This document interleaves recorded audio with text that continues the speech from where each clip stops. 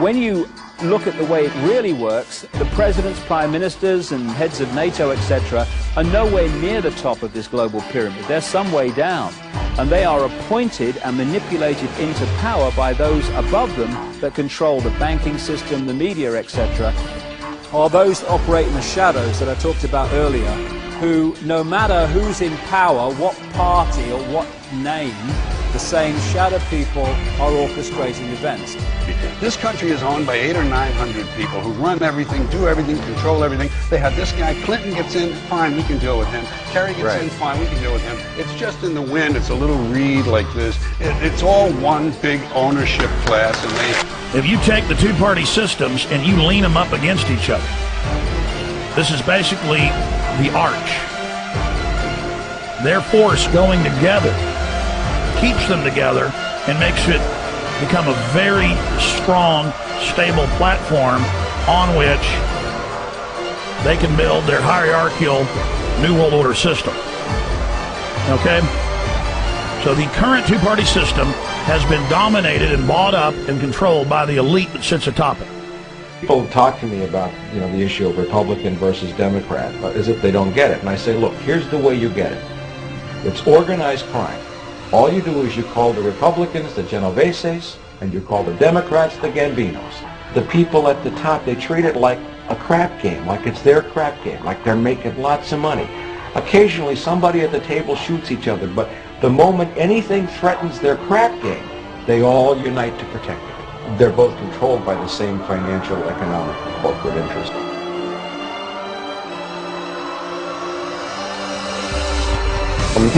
The word Illuminati comes from the Latin word illuminare or illumin, which means light. And so anyone who is enlightened or brilliant, and of course those who are the most enlightened are called brilliant people. Well, it comes from Lucifer. Well, what we're really talking about here is Lucifer, the fallen angel, and they have picked up on this, the Illuminati. And the Illuminati, the illuminated ones, illuminated into knowledge that the rest of us don't get.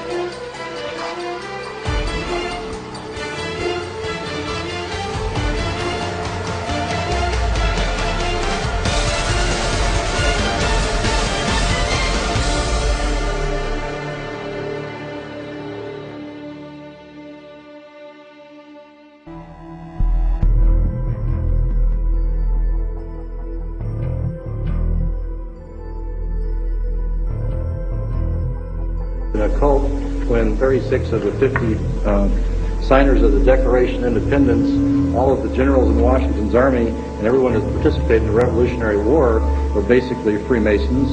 And if you look at how the foundation of the country was put together, it's on Masonic principles. 14 U.S. presidents, including George Washington, are known to be 33rd degree Masons.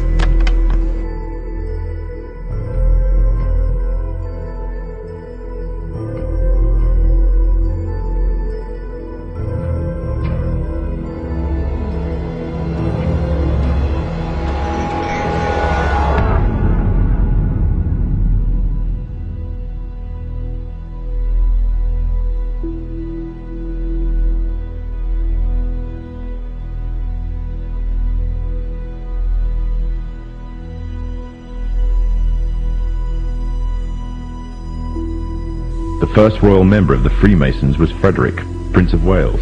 The latest members include Prince Philip, the Duke of Edinburgh, and consort to the current Queen of England, Elizabeth II, who herself is a grand patron to the Masons. However, behind closed doors, the Freemasons were free to indulge in the secret rites and rituals handed down to them by their ancestors, and these became the basis of their levels of membership, called degrees.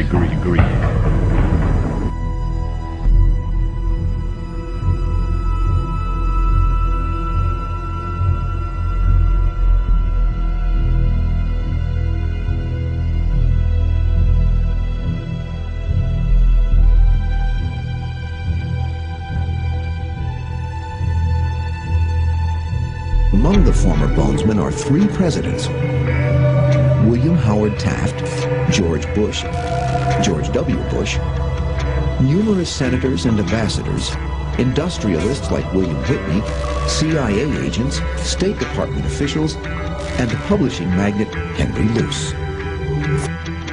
2 centuries, Skull and Bones has produced the stewards and leaders of the American ruling class, the Eastern establishment, elite core of diplomats, spies, Supreme Court justices, senators, presidents. You were both in Skull and Bones, the secret society. It's so secret we can't talk about it. You both were members of Skull and Bones, a secret society at Yale. What does that tell us? Not much, because it's a secret.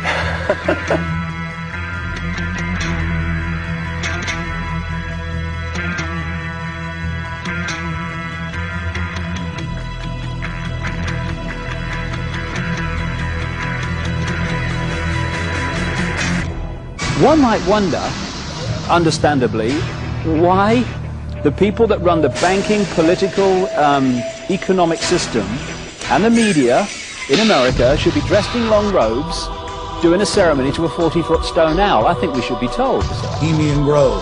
There are many prominent foreigners like German Chancellor Helmut Schmidt, Ronald Reagan, Richard Nixon are pictured here in 1957 at the Bohemian Grove. Both men wrote about the organization in their public memoirs. Schwarzenegger is a reported visitor to the Bohemian Grove, as well as former President Jimmy Carter. While in New York, we ran into the Karl Rove of 4 administrations. David Gergen, top presidential advisor. Ford, Reagan, George Herbert Walker Bush, and Bill Clinton. We couldn't believe our luck.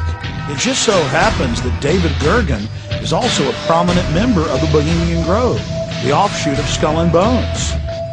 This insider of insiders, a staple of the White House for 22 years, got very upset when we brought up Bohemian Grove to him. He didn't deny its existence. He didn't deny that he was a member. He didn't deny the rituals. He just became angry and didn't act very gentlemanly. Have you been there for the ceremony with the cremation of care? Frankly, I don't think that's something I need to talk to you about. Gentlemen, anything to do. But what about the ritual? Is the ritual genuinely?